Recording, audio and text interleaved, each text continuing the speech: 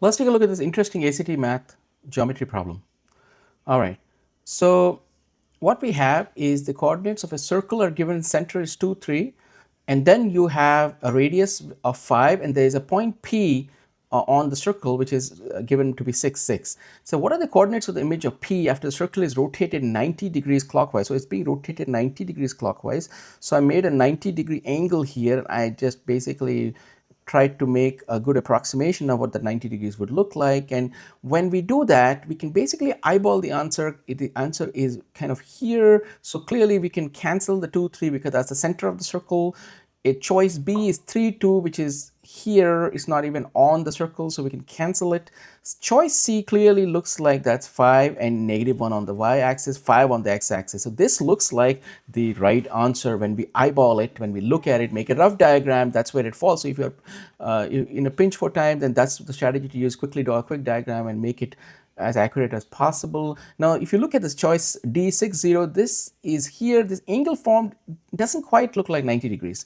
So we can eliminate that with our looking at it and trying to solve it type solution. And then finally 7, 3, of course, falls here. That angle is way too narrow to be a 90 degrees. So if you're not satisfied with this kind of a response, so more formally, you could say, what is the slope of this line that has 6, 6 and 2, 3? So slope of has P and the center 2, 3. So let's go to y2 minus y1 divided by x2 minus x1. These are our points.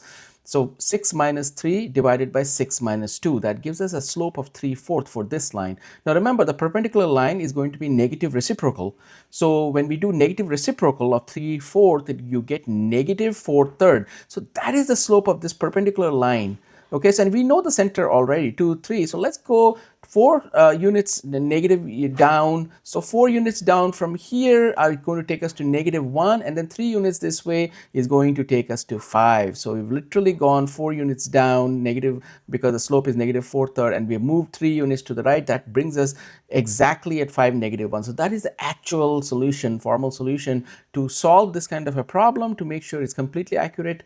But you see, just by looking at it, if you have a fairly accurate diagram, you will be maybe able to just squeeze through, get the correct answer on problems like this. Okay, so let me know if you have any questions in the comments below, and I hope you enjoyed this video. I will talk to you in the next video. Of course, our choice is choice C, which is the correct answer. Bye.